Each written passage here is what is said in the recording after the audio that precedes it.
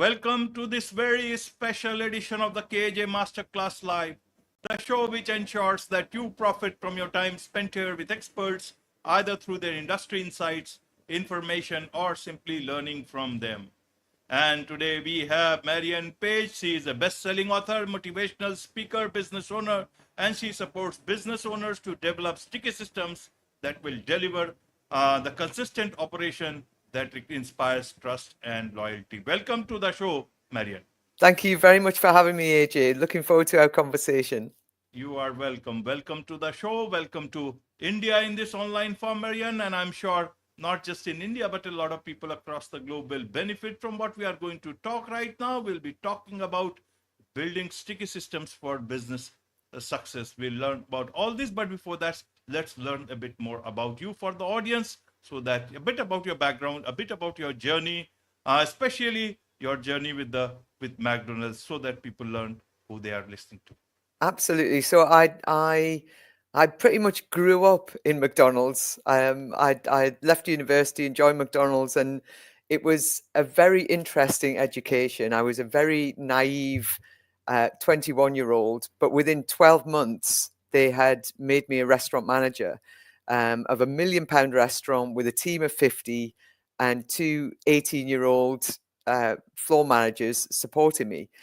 And I'd love to say that it was, because I was amazing and I was just so clever, but actually, no, it was because the systems were so good, and their development of me as a manager was so good that it allowed me to run that restaurant. So I went on from running the restaurant for a couple of years. I moved into head office and did various roles. And I was probably a senior manager for around 25 years. Which ages me quite a lot, I know. But now I run my own global small business, helping other businesses to develop the systems and the people that will give them consistency in their day-to-day, but also free the business owner from the day-to-day of the business, all of that firefighting that goes on in so many businesses. So that's a whistle-stop tour through my background. Wonderful. Thank you for that, Marian. Now, why should people have systems? What systems that you talk about? First, let's understand that. Why Okay, should so people have more of systems? Earlier, yeah. also businesses used to run without as many systems that we have nowadays. Well, I honestly believe that every business has systems. It's just that some are effective and others aren't. We all have systems in our lives day to day, even to the point of how we get up and dress. We often do it in exactly the same way every single day. So I do think that we are surrounded by systems. We just don't recognize it. And funnily enough, when I left McDonald's, I knew I wanted to start my own business, but I was actually going to start a customer service business because that was one of the roles that I'd held in McDonald's. And somebody said to me, why, when you've been in McDonald's, surely you want to teach people about systems? And I thought about it and thought, do you know, at McDonald's, we never talked about systems and processes. There was just the McDonald's way of doing everything. There was one right way to do everything. It was the McDonald's way of doing it, and nobody would dream of doing it any other way. You'd bring somebody in and say, right, I'm going to teach you how to cook French fries. Nobody ever went, oh, my mother's great at cooking chips. Let me show you how to do it. No, it's like, this is the McDonald's way. You learn how to do it that way, and it sticks. It makes everything consistent, which is why, when you think about McDonald's and how many restaurants they have around the world, there is only one way to cook French fries. It's the McDonald's way, and everybody does it that way. So for me, in terms of achieving that level of consistency, giving team members ownership is another big thing, because when you teach somebody the right way to do something, they can own it. They can feel really, comfortable they've understood the right way to do it. They can actually just get on and do it, and they don't need to be constantly going to ask their manager, oh, can you come and show me how to do this again? So I think systems generally, actually, there's one thing I should say. For me, a system is just a simple, logical, and repeatable way of doing something. I think the language of systems gets in the way of it being that simple. So even the word process shrinks a little bit of my soul because it's like a blocking word. Yes, there are some people who love the word process, who love processes, but in many teams, if you say, I'm going to show you the process for doing this, we've created a process, there's like this block that just, it's like, oh God, process. Whereas if you say, I'm going to show you a really simple, logical, and repeatable way to do this thing, or I'm going to show you the best way to do this, or I'm going to show you our way of doing this, it's less, it sounds less bureaucratic, and it's just not, it's just easier. It's just how people talk naturally day to day. If you go on to Google to learn, to teach yourself how to do something new, say, I don't know, boil the perfect egg. You don't go on there and say, show me the process or show me the standard operating procedure for cooking the perfect boiled egg. You just say, show me how to cook. So I'm big into how-to guides as being the way forward. Right, right, Marian. So, should we understand system is another word for automation, or It, how should we understand it? Help us understand. yes, a system. Obviously, a lot of systems are automated, and in this day and age, the more you can use automation, the better. But a lot of systems are just very practical. How to, you bring in a new customer to your business, and okay, what is our way of onboarding that customer? Now, that may involve automation, but it's still, the system is our way of doing it. So first we log into our online system, then we put in the client's name, we make sure that the name is correct, that sort of thing. Do you see what I mean? So it's like a step-by-step procedure of how you want something done, which may include automation. Right, right, Marian.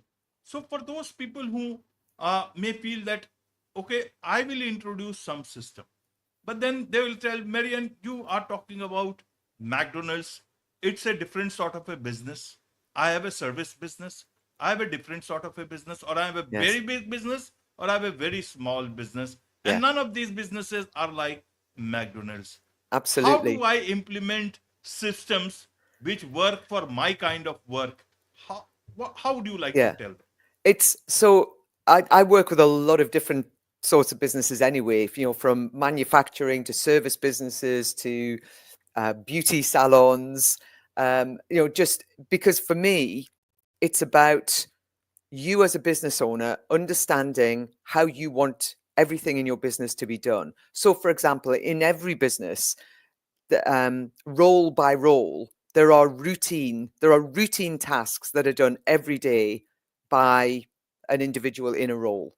So say I'm the receptionist in a hair salon. Every day there are routine tasks that I'm going to do. So as a business owner, what I want to do is go, okay, how do we want those tasks to be done? What is the way that we want them to be done that's going to be most efficient, most effective, that's going to achieve great customer satisfaction, and so on?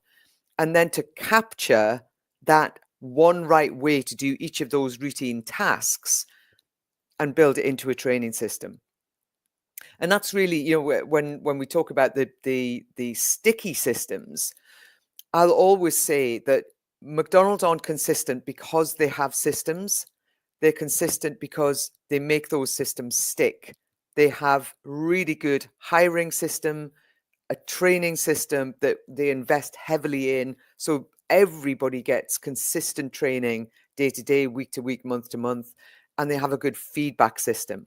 And those are the three sticky systems: hiring the right people, giving them really good training to make sure that they know your way of how to do everything in their role, and then giving them really good feedback that keeps them on track, that makes sure that they don't I don't know, go off and decide to do something their own way.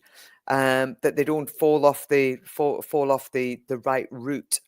And I think when you've got those sticky systems in place, that's when you start to see real consistency. I go into way too many businesses where the business owner has spent a lot of time, money. They might even have hired somebody specially to create their processes. And then they're always saying to me, look, we spent all this time, look at them all, here they are, but nobody follows them. And it's because they haven't got good sticky systems. They don't train well enough, and they don't give feedback. And I think until business owners can realize that if they invest in their sticky systems, they're going to develop people who take ownership for their role, and that's going to free the business owner themselves from the day-to-day of their business. Right, right, Marianne. So does this these systems leave room for innovation, creativity, independent thinking? How does that work? Absolutely. So what you look to systemize are the routine tasks that are like the foundation tasks in the business, the administrative tasks. So, because I often get this question about, particularly from, I don't know, like a graphic design team will say to me, yes, but we are creatives, we can't be, held down by systems. But actually, they're held down by not having systems. Because if they have systems for all of those fundamental, basic administrative tasks, then they don't have to think about them. They just get done. They can use automation to get them done. And then that frees them to be creative, to be innovative, to be free thinkers. But they have to have systems for those basic tasks that they don't really want to do. Right, right. And if someone says that, listen, I'm working on well, my team is good, they are responding to what we are doing, uh, bringing these systems will overwhelm us. How does that work? Does it, are they right? Are they wrong? Yeah. Are they right or are they wrong? It's more about so you've got an existing team and you decide that you want to systemize your business. For me, it's about involving the team in saying to them, look, at the minute we're a bit chaotic. I've got my way of doing this task, you've got your way, and the customer isn't getting a consistent experience. Let's come together and agree the one right way to do this task, the best way, the most simple, logical, and repeatable way. Let's come together and agree that.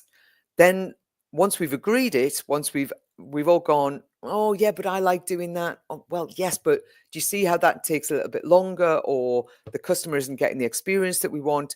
No, come on, let's agree. This is the right way. Yes, this is the right way. Right, let's capture it. Now we've all agreed this is the one right way. Let's all use it. Now, I'm making that sound like it's a very long drawn out process. It's not necessarily. You get that one team together. Say we were talking about the receptionist in the beauty salon. You get the reception team, might be 2 or 3 people. You go, right, here are 10 of our routine tasks. Let's work through each of those and agree the best way. Okay, come on, let's do this. And you could spend a couple of hours and nail those tasks and capture them, because a lot of every online task can be captured on Loom video. Loom video is so easy. You press record, you talk to the screen, tell it what you're doing and why, press stop, and you've got a how-to guide there for your one right way to do that task. So online tasks easily captured, but even offline tasks. I've worked with a hotel who do how-to videos for cleaning the bathroom sink. So it's all possible. But it's about involving the team, making them feel like they are part of developing our way of doing things. And then every new person that comes in just gets taught our way of doing things. That's exactly what happens at McDonald's. And yes, McDonald's is a restaurant and we might be talking to a service business, but actually it's the same. It's exactly the same. It doesn't matter what the industry is. Right. So if a new person comes in, you need a manual. Why do we need a full system change here? Why I ask this is this. When we talk this word, I'll come to your book, simple, logical, repeatable. But when I hear this word repeatable, then immediately the bots, the AI, and everything comes into play, because then the industry, the smart people, they start thinking of bots, templates, and that's when. So and you see, very recently, few days back, I read about interviews now being conducted by AI, and someone who wrote it on social media that he or she declined it, but this was an alert. Yeah. Now, Yeah. if we look at this repeatable part, does Yes. it mean that this whole system is trying to about targeting or replacing people who are, say, from an entry level to the mid level? No. Only the very, very smart people, some of the people you will need in for the real work. How does this look Yeah. like? How would you like to allay these fears? Yeah, for me, I think some people try to overuse technology, like what I've just described about getting the team together and going, right, let's work out the best way to do this task. A lot of business owners are saying to me, oh, but we've got AI now. AI can create our processes. I'm saying, well, yes, they can. But if you want your team to buy into them, if you want your team to follow them, then you need to have that human interaction to go, yes, this is the right way. When it comes to your training system, for me, the repeatable bit, you we are moving into, well, we are in the world of AI now, and there is no doubting that businesses are looking to make as much use of technology as they can. But also in my opinion, there is a pull the other way from people who want human interaction. They want to be, they want to have somebody serve them face to face, or even over Zoom. So I still, regardless of all of that, I still think if you're going to have a training system, you talked about a manual. For me, I use a brilliant app. Well, I think it's brilliant, called Trainual. And it's such a good app for building your training system in. And it means that your team can have the training system on their phone. They can search if they're looking to do something. They want to know how to do something. They can find it on their phone. And I think that sort of using technology in that way, I think is really important for human beings. I do think that there's a lot of talk about people having better work-life balance, and for many, work-life balance means, okay, so we get as much technology built in and we give our people as much free time as they want. That's the positive way of looking at it.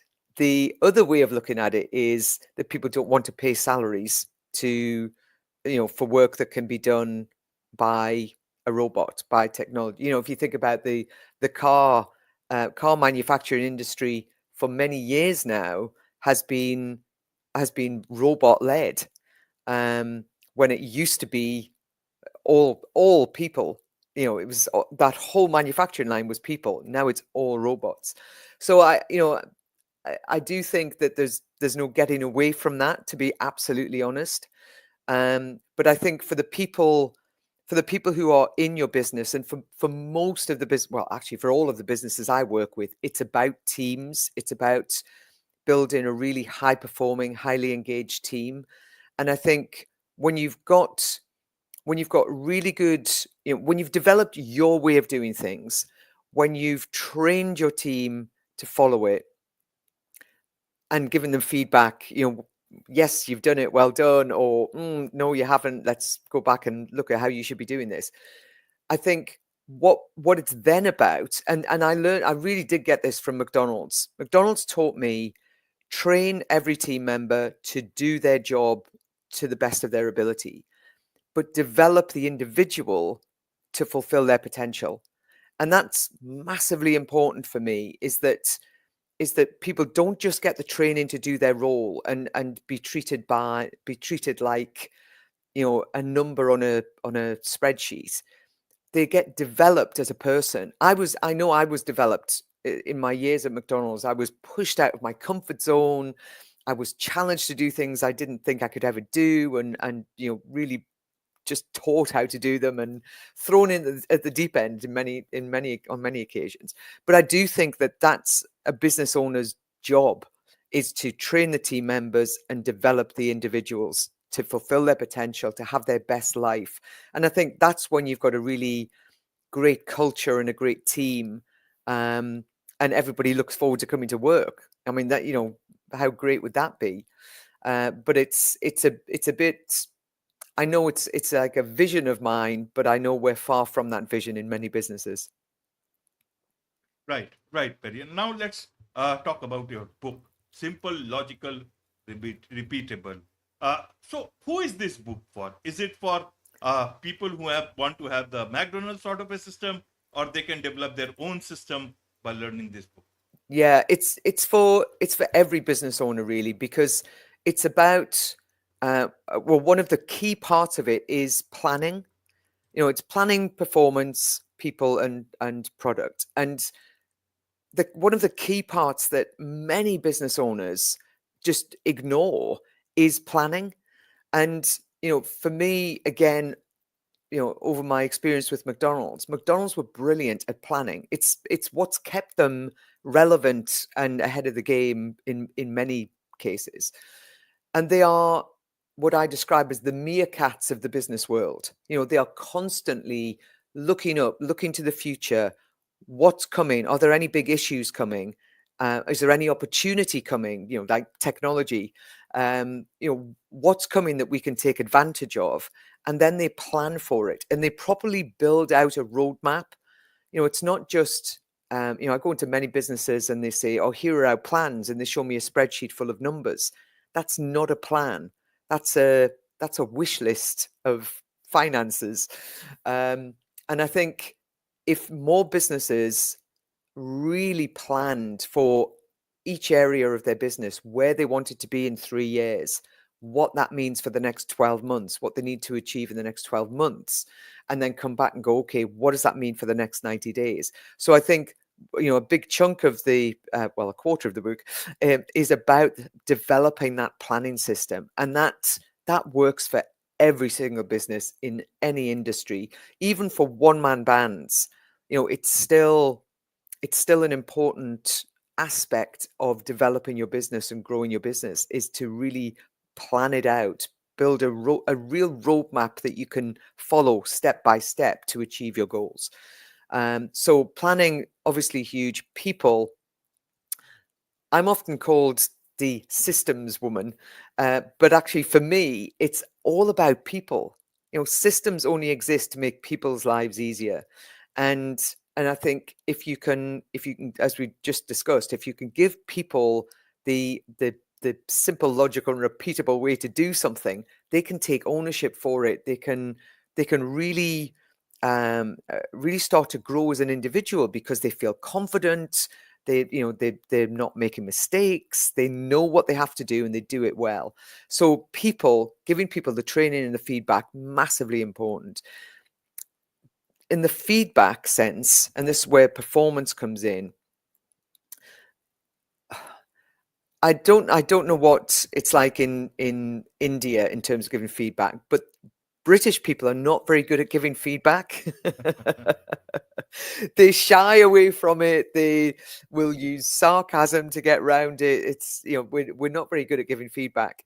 And every individual in any team needs to be given feedback. And it not from a negative sense, but from a growth and development sense.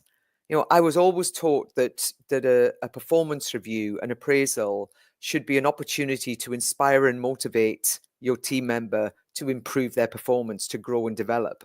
And I think if every business could see it like that, rather than, you know, performance management has become associated with negativity. It's about telling somebody how badly they're doing. It's about removing somebody from the business.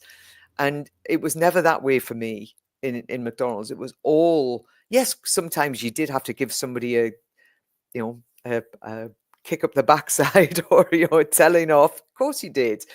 But it was all about them leaving the room thinking, right, I'm going to do things better next time. Not, you know, talking about me like I'm, you know, a horrible person. It's about what can I do now to improve? What can I take from this to learn and improve? So that whole performance management is a key piece of this, really. Absolutely. So there is much to learn about these things from you, Marianne, and I'm sure a lot of businesses, a lot of people would like to understand more about this and maybe take your help to implement such systems. So what's the Yeah, best I way would for love that. them to connect with you? Best way is to, well, you can come through my my website, which is very simply mariannepage.com. And we've actually got a scorecard, which is quite fun to do. So, you know, they could take the scorecard, or they could contact me directly through LinkedIn.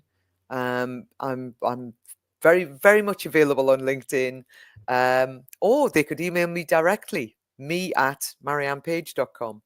So three simple ways to get in touch. I'd love to hear from anybody that even just to have a conversation about this. I love talking about this. In case you hadn't noticed, AJ.